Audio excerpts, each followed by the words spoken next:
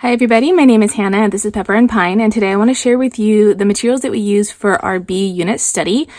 And the projects that we did, what we liked, what we didn't like, and just an overall reflection on this unit. Okay, so the first things I want to show you are actually new items that we got just for this unit. This first one, Bees, a Honeyed History, turned out to be a really wonderful asset. When I was first looking at it, I felt like maybe it was going to be a little bit overwhelming. But what we did, and I'm kind of sorry that we did this, is that we actually did this book towards the end of our unit, and I wish that we had done it more towards the beginning of our unit, because we ended up not reading this book cover to cover because we had so many books that were kind of similar in content. We ended up just doing the things in this book that were unique for this book that I didn't find in other books, and primarily that was a lot of the historical aspects to bees and honey that I didn't find in other books. So we definitely read these pages as well as other selections throughout the book, but we did not read this one cover to cover. It's a really beautiful book and it actually doesn't have too much information. I mean, I feel like it has enough. It's all along the bottom here. It's a really large picture book, so you get really amazing illustrations and then quite a bit of content towards the bottom. So if this was going to be your only resource for a bee unit, I think that it would be sufficient because it goes through all the typical things that you'd find in some of the other books that I'm going to show you about bees and their life cycle and where you can find them and how they build hives and all that stuff. You're going to find all of that.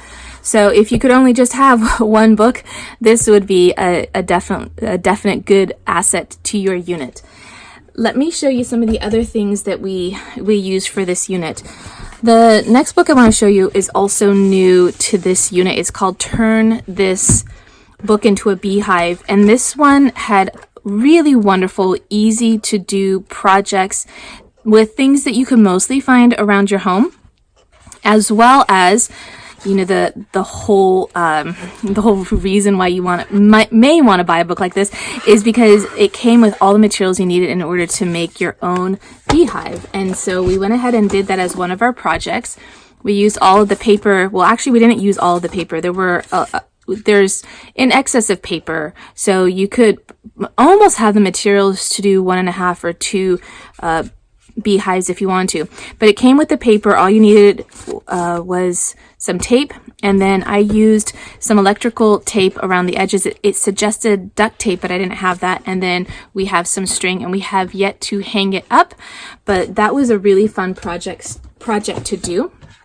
There were other projects in here that we did as well, and I have tutorial videos for some of them, but not all of them. Like, for instance, this one where you're just kind of feeling how the wings of a bird are in water versus the wings of a bee, and that was kind of a neat project to do.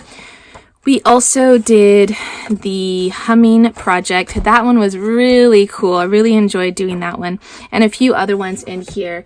One that we did that I ended up kind of having mixed feelings about was this one where you dissect a flower, and you can see here that we just used flowers that we happened to already have in a bouquet that we had, but they weren't the best flowers to use for this project. I think ones where you can really see the different parts of the flower would be a little bit easier. But anyway, overall, I really enjoyed this book. It also came with a lot of information, which we actually didn't read because I had so many other resources. I didn't read the general information on bees and the life cycle and all the other stuff that you would get in some of these other nonfiction books. If you needed just one activity book, I would recommend this one over the other activity book that we have, which I'm going to show you here. This one's called Honeybees with 25 Great Projects. The last time we did our unit, we did use this book for the projects, and they were fantastic. The only reason why I would suggest this one over this one is because you can turn the book into a beehive, which is super cool. But both of these books, we used this one this time and this one last time, both of them have really easy, wonderful projects to do and enough content to give like the information and the content that you would need to put together a unit if it was a small unit, not like a super lengthy large one. So both of these books are top notch. I love activity books for our unit studies, and so I highly recommend either of them. You're not going to be disappointed with either of them, so it's just a matter of whether you want to destroy your book, which was a little bit difficult to do, I have to admit. The game that we had for this unit, one of two games actually. We actually made a game as we were progressing through the unit. But the Professor Noggin's Insects and Spiders card game was what we used for our opening activities. And when we're putting together a unit, I generally like to have a lot of materials that are going to work to support that unit, as far as like picture books and activity books and other things that can kind of supplement it. But I also keep in mind that we also want to have some things for our opening activities. And usually I can find enough games that relate to the unit, but even if you didn't have games that specifically related to your unit, I find that the Professor Noggin's games would be a good addition. So these games have really beautiful illustrations on one side, and then on the flip side, you get two sets of questions, an easy set and a hard set, and then you can roll the dice to see which number or which question you're going to get. A lot of times we'll just start with the first question, and the second time we get the same card, we'll do the second question. We don't always use the dice. But anyway, this game is a lot of fun to play any time of the unit, but we find it more challenging at the beginning of the unit when we don't quite know enough about the topic that we're studying. This game is quite wide. It's all about insects, and bees are just a really specific subsection of insects. And so there were a lot of things in here that we just simply didn't know, or that this game kind of taught us. The hard questions we like to save for the end of the unit, or if we've already gone through all of the easy questions, then we like to challenge ourselves with some of the hard questions. So recently I got into doing our own set of trivia cards based on the science units that we were doing. I found that we would end up with a lot of main lesson books that were pretty much empty. They didn't have a lot of writing. They had some art, but not usually a lot of writing. So we kind of switched things up, and we started adding more trivia-based cards that had the artwork on the front and the trivia on the back. And this allowed us to get our content, our written content and artistic content for the lessons that we were doing, but as a perk, we were also able to create our own Professor Noggin's inspired cards that we have been using for our unit. So it's a great way to have your art, to have your learning, and producing questions is a little bit more challenging, I feel, than just doing a narration. And so having to take all that information and come up with questions, ours were either simple short answer, true and false, or multiple choice. And in doing so, you really have to know your information well enough to be able to put together these questions. So it has lots of different functions. It's great for future units as opening activities. We still get our art in, and then we have our writing as well. So I found that to be overall a really great way to produce work for this unit. However, we ran into a huge roadblock with this unit where so this unit is for my 13-year-old son and my 8-year-old daughter. So there's quite a variety of materials to suit each of their needs. He was just having none of it when it came to the trivia-based cards. This was our third or fourth unit in a really short space of time where we were doing a lot of these cards, and he just was not going to do them anymore. So instead, he wrote an essay about why we need bees, or how bees are necessary for us. And so he did that essay instead of doing those cards. Okay, so let me continue on here and show you some of the other things that I have here and the projects that we did. So this book is called The Honeybee, and this is a picture book that we got while we were doing the unit, so it wasn't in how we put together this unit. It was a really super cute little picture book. I really enjoyed reading it. And in general, I like to include picture books because I find them to be really rich in content, and they're also really beautiful, and they work well for multiple ages. And I want to kind of amend that and actually rather than amend it, just clarify what age group this works for. And it works from birth until about puberty. And beyond puberty, you're not going to get the same enthusiasm for the picture books. And so kind of at that point with my older of my two children who I am homeschooling. And so that is, these these resources are starting to kind of wear thin. So this was primarily for my 8-year-old daughter, and I really loved it. I thought it was a really beautifully done picture book. I love the color choices. I'm just a really big fan of picture books. I find that you can learn a lot of information in a really easy way. So I want to show you some of the other picture books that worked well with this unit. This one's called Bumblebee at Apple Tree Lane. And it's a really beautiful picture book. The only thing that I'm not crazy about it, the size, and it has nothing to do with the book. It's just that the size itself makes it a little bit more difficult to store with the other books that we have. And the format, I don't know, it's so not important, but I thought I'd just mention it. And the illustrations are super, super gorgeous, but they're not my favorite for some reason. But again, totally not important when it comes to the content of the book and the fact that the illustrations are still really gorgeous. I found this book, as well as the other book that we have on Bumblebees, to be really informative. And since we had quite a lot of resources on honeybees and just honey in general, and honeybee hives, I found this one to be really refreshing and really being able to see something that's different but still within bees, how they make their cells and how they store their nectar, and everything about it was really informative. So I appreciate having this book. I realized that we don't have a lot of other books on other types of bees. I had a number of resources just generally on bees, but most of our resources circled around honeybees.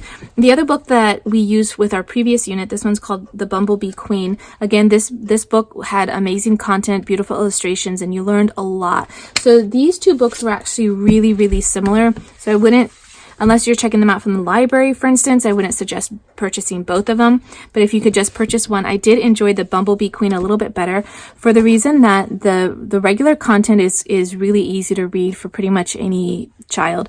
But then there are these little sections here, a little bit smaller print, and it gives a little bit more information that doesn't really go along with the story, but it's like backstory or the scientific information. And I like having this available if you want more information, or you're just interested yourself, or you're reading this with multiple age groups and the older students could get value from having this information. So both really great resources though. Okay, so let me show you one book that we actually didn't get to, and this is too bad because it's super gorgeous, really beautiful illustrations, and it looks like it's packed with information. But we did this one towards the end of our unit, or rather, it's just that it was one of the last books that we hadn't read, and it ended up being quite redundant. By the time we got to this book, we had heard information that was similar in multiple books. So let me show you. Actually, before I show you this, let me show you one more picture book. This one's called The Bee. It's called Animals at Home. And this was purchased from a local library bookstore for a couple of dollars. It's, was published in the 60s or 70s or just a long time ago. And I got it because it was just unique and different. Obviously not something you're going to find published today. I found that the information was pretty spot on, but it has that old feel of telling a story, and I used to not think that was too much of a big deal when it came to choosing more recent works when it comes to any kind of topic, science, history, literature, anything. But I'm finding that there is just a subtle difference. Now, it could just be me, or it could be something about the book, and it might have nothing to do with like the content itself, and it's probably just as well. But I did notice just slight little things that still made the content great, but just you could tell that it wasn't just recently written. So just a little side note on that. And I did like having that edition because it's just so different than the other things that we had. Okay, so the following books are all pretty much similar, except that this one, even though it's going to be similar to these, it's still a picture book in a story format. And so this one, again, super fast and easy to read, and really beautiful illustrations, and a kind of a nice whimsical way to talk about bees. It says, are you a bee? And you might be a bee if this and that happens, but if you have one of these as a mom or a parent, then you're probably not a bee. And so that was kind of a cute way to talk about bees. And again, packed with information, a quick read, and beautiful format. So the following books I'm going to show you here are all pretty much, I'm going to call them nonfiction, picture books about bees. And because they were all really similar, after reading one or two, it got a little bit redundant. So the first one we read, which was new for this unit, is called The Bee Book, and it was packed with information. And the thing that was different about this one, well, first of all, at first glance, I felt like it might be a little bit overwhelming because I don't do so well with books that have a lot of little captions and you kind of just don't know where to read. And even in some of the books, my son was like, "You read that wrong. You're supposed to start here and finish there." So anyway, I prefer books that are a little bit easier to follow. But this book was the first book that we read in this unit. It was wonderful to read. And what I liked about it was that towards the end, it talked about some of the modern challenges that we are facing when it comes to bees. So, well, very small part over here. So this is just about climate change, this is loss of habitat, things that are really relevant to what's been going on maybe like in the last decade regarding bees. So I appreciated that because you're not going to find that in books that were written, further back in time. So that was kind of nice to have in this book. However, I would not be presenting such heavy information to young children, but I did have a 13-year-old who was semi-participating in this unit, and that's the kind of information that I think that he's like on the brink of being ready for, in my opinion. I don't like to present heavy topics that don't have solutions to really young children. I feel like it causes anxiety about their world, and I want them to know that they are being ushered into a beautiful, safe place, and that these things that are challenges, there are solutions for, and I feel like saving those heavier topics for a little bit older child, in my opinion, is the way that I would like to go. So having some of these things in here were fine for my older student, and then the rest of the book it was just really nice. I love like the feel of the paper. I know it's kind of silly, but I did like that, and I love the colors and just the way the illustrations are, even though they're not typically the ones that I generally like. I really like these ones quite a bit. So that was new for this unit. I think this one was also new for this unit. You Wouldn't Want to Live Without Bees. And we really like the You Wouldn't Want to Be or Live Without series. I find them to be really filled with information in a great way, and also kind of whimsical and kind of silly and fun on these side areas with all the illustrations. You can see the illustrations are going to be kind of fun and kind of silly, and then also the captions and the tips on the side, they're also kind of lighthearted and kind of silly, and I do actually really appreciate that, even though this topic isn't a heavy topic, but sometimes having something that kind of lifts you up and you can find kind of the humor side to it sometimes makes some of the heavier topics a little bit easier to understand and digest. So overall, this book again had everything that you would need to understand the basics about honeybees or bees in general. And so at the end of it, I kind of want to share with you like my top picks because so many of these ended up being really similar. Life and Times of a Honeybee, again, beautiful illustrations, a lot of information, just basically similar to what you're going to find in the other books. There were a couple of things that were unique about this book that I didn't see in the other book. A few things, actually. This Honeybee Calendar, this was unique for this book.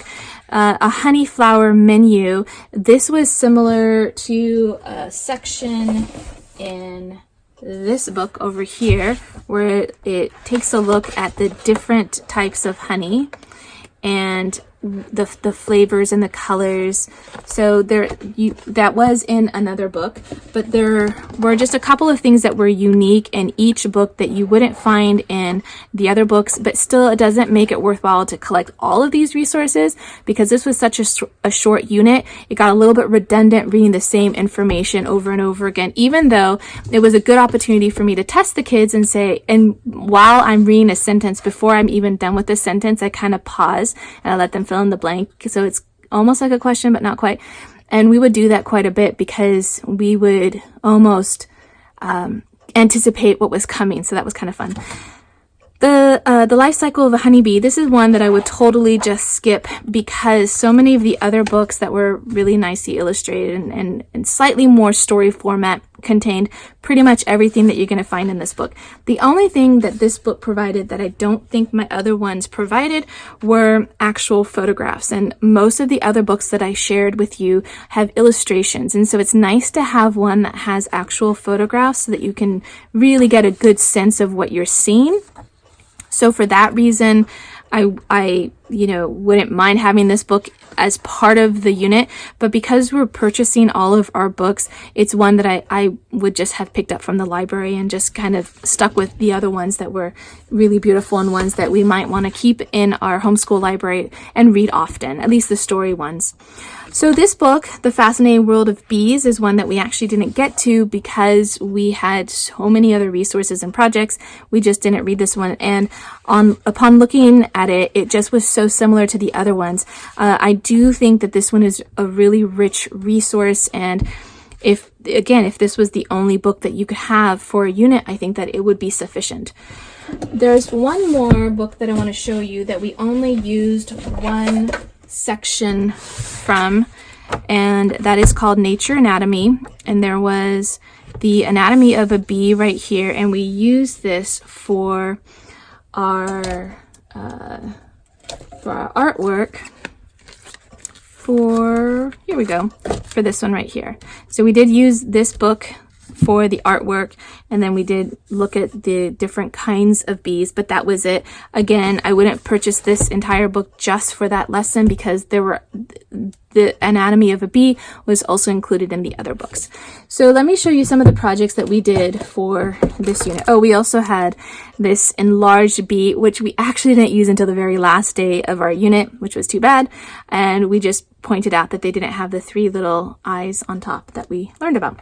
Okay, so for this unit, we did roll candles. We also poured candles.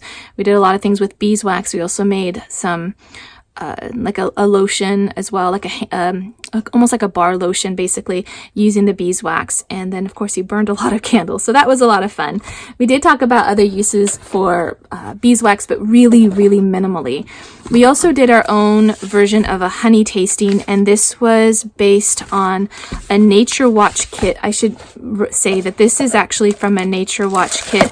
It comes with, this was the classroom kit, so it came with I think 25 sheets of beeswax, and it's actually kind of a warm day, so it's a lot easier to shape this on a warm day.